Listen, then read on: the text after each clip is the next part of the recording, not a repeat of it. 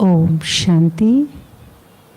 यज्ञ के आदि रत्नों के इस विशेष श्रृंखला में हमारे लखनऊ की सती दादी को हम कैसे भूल सकते हैं। दादी जी का पुरुषार्थ दौड़ दौड़ करके मंत्रियों की सेवा करना और इंग्लिश में लेक्चर देना दादी जी की विशेषता थी।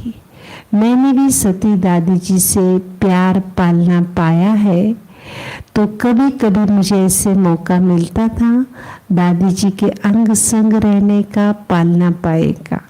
लेकिन आज हमारे बीच में आदरणीय हमारी सुमन बहन, जो दादी जी की विशेष पालना पा करके दादी जी के स्नेह प्यार के द्वारा दादी जी ने आपको आगे बढ़ाया, जो वर्तमान समय सुमन बहन जानकीपुरम सेवा केंद्र पे रहकर बहुत सुंदर सेवाएं, आपकी विशेषता, नवीनता, नए नए तरीके से पुरुषार्थ करना, सेवाओं में नवीनता लाना और इतना सुंदर बगीचे को अपना सींचा है, हरा भरा किया है।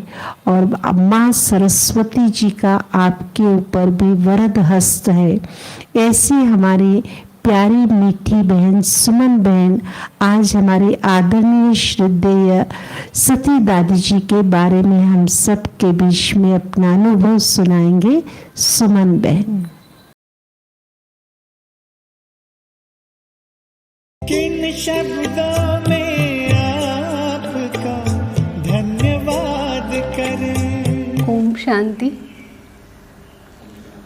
आज हम उनके बारे में बताने जा रहे हैं जिनके सानिध्य ने 15 साल हमारे जीवन को तराशा और हमें इस योग्य बनाया कि हम एक समर्पित जीवन और सेवा और साधना कर सकें। उनकी कुछ विशेषताएं जो मेरी नज़र में थी वो हम आज आपको सुनाना चाहेंगे। स्नेहमयी सरिता हमारी आदरणीय सती दादी जी, जिसकी पालना स्वयं भगवान ने की हो, जिसे भगवान ने खुद बैठकर अपने हाथों से तराशा हो, स्वयं विधाता ने जिसके जीवन में रंग भरे हों, जिसे जानी जानहार त्रिकालदर्शी त्रिभुवननाथ ने ढूंढ कर निकाला हो, पतित पावन परमात्मा करण करावनहार ने स्वयं जिसे श्रेष्ठ कर्म करना सिखाया हो, भगवान भाग्य विधाता ब्रह्मा ने स्वयं अपनी लेखनी से जिसकी तकदीर की लकीर खींची हो, ज्ञान सागर ने जिसे स्वयं आकर के पढ़ाया हो, प्यार के सागर स्वयं प्रभु का अपार प्यार जिसे सिंचित कर रहा हो, वरदाता सर्वशक्तिवान का वरद हस्त जिसके सिर पर हो, जिसके विवेक को स्वयं बुद्धेश्वर ने जागृत किया हो, जगत नियंता नौ सृष्टि के रचयिता जिसका खुद गुरु बना हो, आदि पिता प्रजापिता ब्रह्मा बाबा एवं जगदम्बा सरस्वती की छत्र छाया में जिसकी जीवनचर्या हो, सारे वेदों शास्त्रों का ज्ञाता महावीर स्वयं जिसका माली हो, वो अद्भुत रचना भला कैसी होगी, उसका वर्णन जिसने स्वयं भगवान को अपनी आँखों से सृष्टि को रचते देखा, हर कर्म करते देखा, वो अति विशेष ते विशेष, श्रेष्ठ ते श्रेष्ठ विधाता की अनुपम कृति थी। हमारी आदरणीय सती दादी जी, उनकी कुछ विशेषताएं जो हमने कहीं भी नहीं देखी, और उनकी इन्हीं विशेषताओं के कारण शायद हम समर्पित ब्रह्मा कुमारी बने, वरना सेंटर पर रहने के लिए हमने कभी सोचा ही नहीं था। परंतु सती दादी जी की अनूठी पालना ने हमारे जैसे लोगों को भी एक समर्पित ब्रह्मा कुमारी बना दिया। उनकी कुछ ऐसी विशेषताएं हैं जो बहुत ही अनुकरणीय हैं। जैसे कलयुग के अंत में जब ये संसार बिल्कुल ही जर्जरीभूत हो जाता है, स्वयं जगत नियंता सृष्टि का परिवर्तन करने के लिए जब भूमंडल पर अवतरित होते हैं, तो उसे पहचानना अति मुश्किल ही नहीं बल्कि नामुमकिन ही होता है। जब तक कि वो स्वयं ना बताए, और बताने पर भी असंभव तो नहीं पर बहुत ही कठिन कार्य तो होता ही है। परंतु उस अति सूक्ष्म निराकार परमात्मा को न सिर्फ आपने पहचाना, बल्कि उस अबोध उम्र में उसे यथार्थ जानकर और उसकी मानकर उसकी ही बन गई। जिस उम्र में बच्चे अपने बारे में भी ठीक से नहीं जान पाते, उस अल्प अवस्था में आपने उस अनंत अगम अगोचर का, सृष्टि के आदि मध्य अंत का परिचय एवं गूढ़ ज्ञान संसार को देना शुरू कर दिया। 2500 वर्ष से जिसके मानस पटल पर अबला एवं कोमलता की अमिट छाप लगा दी गई हो, उस अमिट निशान को आपने शिवशक्ति बनकर धारा से अलग चलकर उस मासूम उम्र में ही दिखाया, जब बच्चे अपने माँ बाप की उंगली पकड़कर चलते हैं। जब संसार में चारों ओर माया का एक छत्र राज्य था, आश्रम भी गृहस्थ बन गए थे, तब चारों ओर मनुष्य आत्माओं की करुण पुकार सुनकर भगवान जब इस धरती पर आता है, तब गृहस्थ को आश्रम बनाने का बीड़ा आपने उठाया। जब दुनिया में महिलाओं को ज्ञान सुनने का भी अधिकार नहीं था, उस समय भगवान इस कार्य को आगे बढ़ाने के लिए माया के साथ संसार की भी चुनौती को आपने सहज ही स्वीकार किया। जब भगवान इस धरा को स्वर्ग बनाने के लिए इस यज्ञ की स्थापना करते हैं, तो उस यज्ञ की संभाल के लिए सबसे पहले कदम आपने ही बढ़ाया। जब सारा संसार इस यज्ञ में विघ्न बाधाएं डालकर रोकने की अति प्रबल पुरुषार्थ कर रहा था, तब उस यज्ञ का आधार स्तंभ बनकर सबसे पहले आप खड़ी हुई। जिस परमात्मा की एक झलक पाने के लिए लोग आजीवन तपस्या करने के लिए तैयार रहते हैं, उस परमात्मा के साथ न सिर्फ आपने रहने का सुख लिया, बल्कि हर कर्म उसके साथ करके उस जगत नियंता को जगत रचने में सहयोग दिया। उस अनमोल सुख का कोई क्या वर्णन करेगा, जिस अतीन्द्रिय सुख का वर्णन गोप गोपियों का गायन मिलता है। न सिर्फ उस गिरधर गोपाल के साथ खेलने का अलौकिक आनंद, बल्कि उसकी पावन गोद का सुख आपने लिया है। आकंठ धरा जब पाप में पूरा ही डूब चुकी थी, उस समय जगत नियंता पतित पावन स्वयं भगवान इस तमो प्रधान सृष्टि को पावन बनाने के लिए आता है, तो जन जन को पावन बनने का संदेश के पुनीत कार्य का वीणा उठाकर उस तरुण अवस्था में ही अपना जीवन आपने समर्पित कर दिया। एक बल एक भरोसा, क्या संसार क्या सगे संबंधी, सबने पथ से विचलित करने की पुरजोर कोशिश की, पर आपका निश्चय अचल अडोल ही रहा। समस्त मानव जाति जब माया की चकाचौंध के आकर्षण में गले तक फंस चुका था, उस समय न सिर्फ अपने को बचाया, बल्कि जो आदि पुरुष प्रजापिता ब्रह्मा, उसके श्रेष्ठ संकल्प नवयुग निर्माण में नींव का पत्थर बन आधार दिया। ऐसी विशेष अनुभवी रत्न हमारे लखनऊ की धरणी में हमें गर्व करने के लिए या हमें आधार देने के लिए हमारी आदरणीय सती दादी थी।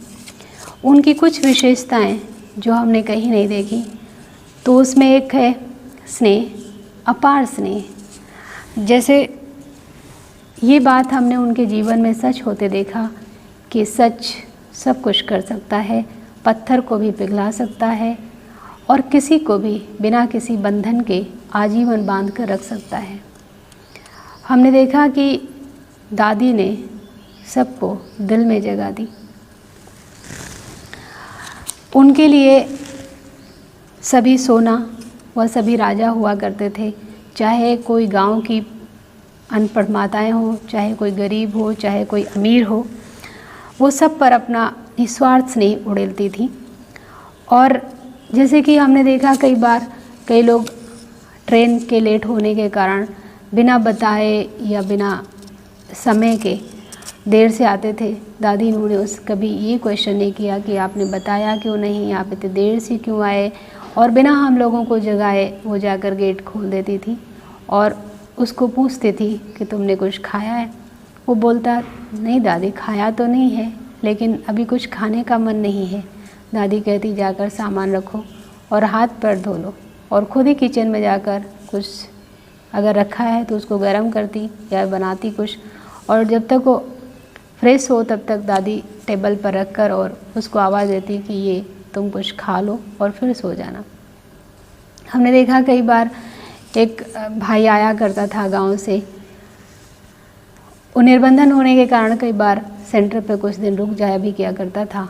वो थोड़े हल्का दिमाग का था, लेकिन दादी उसको भी राजा बेटा कहती थी और उसका भी उतना ख्याल रखती थी जितना हम सभी का ख्याल रखती थी। और हम सुबह नाश्ते में कुछ नहीं लेते थे तो दादी सबसे पहले चाय बना के हमारे को आवाज़ देती कि सुमन अभी तुम चाय पी लो। तो मुझे आता था कि इतना बड़ा व्यक्ति और वो इतने छोटे से हम लोगों के छोटे छोटे विचारों का कितना ख्याल रखती हैं या इच्छाओं का कितना ख्याल रखती हैं। जिसको जो पसंद होता था वो दादी उसका ध्यान रखती थी, और अगर वो कहीं दूसरे सेंटर पे गया है तो जब जाती थी तो उसके लिए ले जाती थी। हमने देखा कि दादी के जीवन में किसी ने कभी कुछ कहा हो, लेकिन उनका विशाल हृदय ऐसा था कि उन्होंने किसी की बात को भी दिल में रखकर नाराज़ नहीं हुई और सबको माफ़ कर दिया, और पहले ही वो बात करती थी और ऐसे मिलती थी कि जैसे गलती करने वाले को भी ऐसा लगता था कि हमने किसको बोला और हमने क्यों बोला।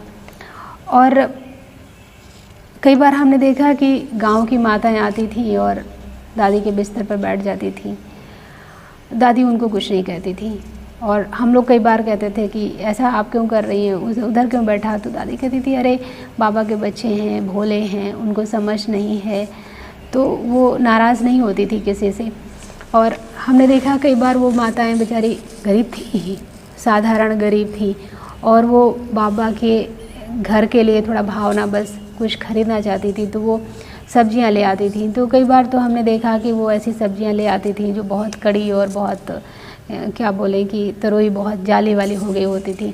तो हम लोग मना करते थे, हम कहते थे कि दादी ये हम नहीं खाएंगे। तो दादी कहती थी कि अरे बेचारे गरीब हैं, भावना से लाए हैं। तो वो बाबा का प्रतिनिधि बनकर उनको वैसे ही स्वीकार करती थी और उतना ही सम्मान देती थी उसकी भावना को। हम लोग कहते थे कि ये खाने लायक नहीं है, तो वो कहते थे नहीं, बड़ी भावना से लाए हैं, इनको रिजेक्ट नहीं करना चाहिए। और हमने देखा कि उनका त्याग भी बहुत अनुपम था। उन्होंने जीवन के किसी भी दौर में इच्छाएं नहीं रखी और कभी ऐसा अपने लिए कुछ खरीदा हो तो हमने नहीं देखा। मैंने एक बार उनसे पूछा था तो उन्होंने कहा कि मैंने अपने लिए कोई सामान नहीं खरीदा, जो बाबा ने हमें दिया हमने उसका दिल से स्वीकार करना चाहिए, क्योंकि हमने वैरागी को चुना है, हमने मौज मस्ती का जीवन नहीं चुना है। और हमने देखा कि कुछ चीज़ें बहुत पुरानी हो जाती थी और दादी उसे यूज़ करती थी, तो हम लोग कहते थे कि दादी अब इसको मत यूज़ किया करो, तो वो कहती थी कि नहीं अभी तो काम चल रहा है इनका। और हमने देखा कि उन्होंने अपने कपड़े भी कभी प्रेस नहीं किए, अगर किसी बहन ने कर दिए तो ठीक है, नहीं तो उन्होंने कभी प्रेस नहीं किए। हम लोग जब उतार के लाते थे तो उसको थोड़ा पानी से ऐसे छिड़क करके और उसको अच्छे से तह करके और बिस्तर पर, जिस वो बिस्तर पर लेटती थी उस चादर के नीचे रख लेती थी।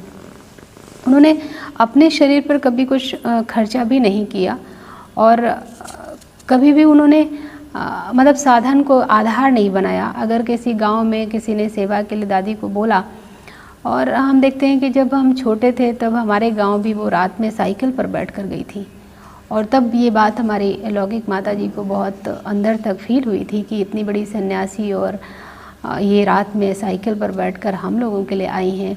तो वो किसी भी गांव में जाती और कोई साधन सुविधाएं नहीं होती थी। कई बार वापस आते हुए दादी को बुखार भी हो जाता था, लेकिन अगर किसी ने कभी कोई कहा है तो दादी मना नहीं करती थी, जाने के लिए तैयार हो जाती थी। और सुविधाएं ना होने के कारण कि दादी को प्रॉब्लम तो होती थी। वापस आने के बाद कई बार हम ये सोचते थे कि दादी को वहाँ जाना ठीक नहीं था, क्योंकि उस लेवल की ना तो कोई व्यवस्था थी और ना तो कोई सेवा थी। और हमने देखा कि वो इकोनॉमी की अवतार थी। जैसे हमने कहा कि उन्होंने अपने लिए कुछ नहीं खरीदा तो उन्होंने कुछ ख़राब भी नहीं किया। जो सेंटर पे कई बार ख़राब चीज़ें मतलब हो जाती थी, सब्जी वगैरह तो या टोली वगैरह, तो दादी उनको कभी फेंकती नहीं थी। वो उसको अच्छा बना के और ख़ुद भी खाया और हमें भी खिलाया, और हम लोग अच्छी चीज़ों को भी ख़राब कर दिया करते थे। और दूसरा हमने देखा कि दादी ने कभी भी मतलब रिक्शा नहीं किया। कई बार खुर्शीद बाग से रामनगर से खुर्शीद बाग हम भी उनके साथ जाते थे, तो हम कहते दादी रिक्शा कर लेते हैं, तो दादी कहती थी कि नहीं, मैं तुम्हें शॉर्टकट रास्ते से ले चलती हूँ। तो वो तो कई बार ऐसे ही हम जाते थे, लेकिन हम सब्ज़ी खरीदने भी रकाबगंज की तरफ जाते थे दादी के साथ। तो कई बार हम कहते दादी ये सब्ज़ी बहुत ज़्यादा है, अभी रिक्शा कर लेते हैं हम। तो दादी कहती थी नहीं लाओ, मैं लेकर चलती हूँ। तो मैंने देखा कि वो मतलब मितव्यता जैसे उनके रग रग में भरी हुई थी। कभी भी उन्होंने कुछ अनावश्यक खर्चा रिक्शे पर खुद कई घंटों कई किलोमीटर वो पैदल चल लिया करती थी। और मतलब 1996 तक तो हमने देखा कि उन्होंने कोई दवाई नहीं खरीदी। अगर सिर दर्द होता था हम लोगों का या कुछ पेट दर्द किसी बहन का होता तो दादी कहती थी कि बाबा को याद करो ठीक हो जाएगा। और सचमुच में कई बार वो ऐसा खुद भी करके दिखाती थी। और वो हम देखते थे कि उनकी बेजोड़ प्रतिभा अंदर थी। जैसे कि उनको हिंदी, सिंधी, इंग्लिश का अच्छा ज्ञान था। और इंग्लिश तो उन्होंने 89 में सीखा। एक अभियान था जो भारत नेपाल का था, उसमें पेट्रा बहन थी, तो उनसे दादी ने इंग्लिश सीखी और दादी ने उनको सिंधी सिखाई। और वो अच्छा गा भी लेती थी और पाक कला में तो निपुण ही थी। और चाहे कहीं भी दादी को कोई बोलने के लिए कहता था तो दादी बिना कोई उदाहरण, बिना कोई कहानी सुनाए सीधे बाबा की बात करती थी। और वो एक शब्द से भी कई शब्द मतलब शुरू कर देती थी, और शब्दों पर बड़ा उनका अद्भुत नियंत्रण था। और 10 शब्द बना देती थी। अगर कभी किसी सेंटर पर, अगर किसी दिन वो सेंटर पर रुकी दिन में, तो वो करीब 17-18 मुरलियाँ पढ़ लेती थी और उनके नोट्स भी बनाती थी। और उन नोट्स उन्हें याद भी रहते थे। जब हमने देखा कि वो दूसरे सेंटर पर जाती थी तो वो नोट्स पूरे बहुत अच्छे हूबहू सुना देती थी। और अगर माइक नहीं भी चलता तो उनकी आवाज़ इतनी बुलंद थी तो कहती थी छोड़ो माइक, और उनकी वो बुलंद आवाज़ बिना माइक के ही उनकी वाणी लोगों को उमंग उत्साह में ला देती थी। और वो बेहद एक्टिव भी थी और अलर्ट भी थी। हमने देखा कि आलस से तो दादी को दूर दूर तक नहीं था। और हम समझते हैं 96 तक तो उन्होंने कभी कोई ब्राह्मणी अपने लिए नहीं रखा, मतलब सेवाधारी कोई नहीं रखा। वो अपना काम खुद कर लेती थी। और अपने को कभी उन्होंने बूढ़ा नहीं समझा, कभी छड़ी लेकर वो चली भी नहीं। इस कारण से मनोरमा दीदी उन्हें भूतपूर्व युवा कहती थी। और वो मतलब कई बार हमने देखा कि कई लोग शायद ही कभी टाइम पर पहुंचते हों, लेकिन दादी हमेशा टाइम के पहले कहीं भी, चाहे वो क्लास में हो, चाहे किसी और सेंटर पे हो या किसी प्रोग्राम में हो, वो पहले पहुंच जाती थी। और हमने देखा कि वो 2 बजे उठकर योग लगाती थी और फिर बृहस्पतिवार को भोग बनाकर 6 बजे वो क्लास में भोग रख देती थी।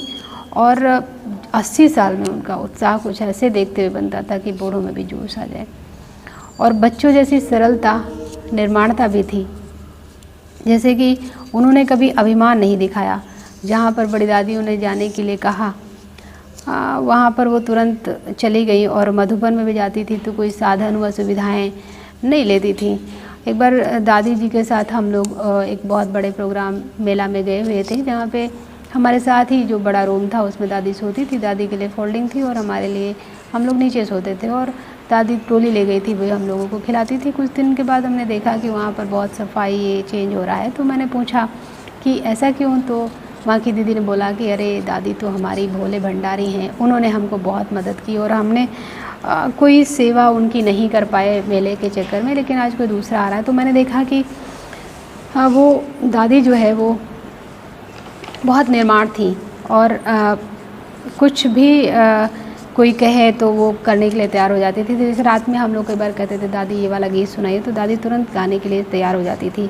और कोई कुछ कड़ी बात भी कह दे तो दादी अपने दिल पर कभी नहीं रखती थी। कितना भी कोई गलती करता हो पर दादी उसको क्षमा कर देती थी। और किसी से हमने देखा कि उनकी ईर्ष्या नफ़रत ऐसा तो दूर दूर तक छू भी नहीं पाया था। और किसी का भी क्लास हो, किसी का भी, छोटी बहनों का हो या किसी की भाई का हो, वो जाके क्लास में स्टूडेंट की तरह सबसे पहले बैठ जाती थी।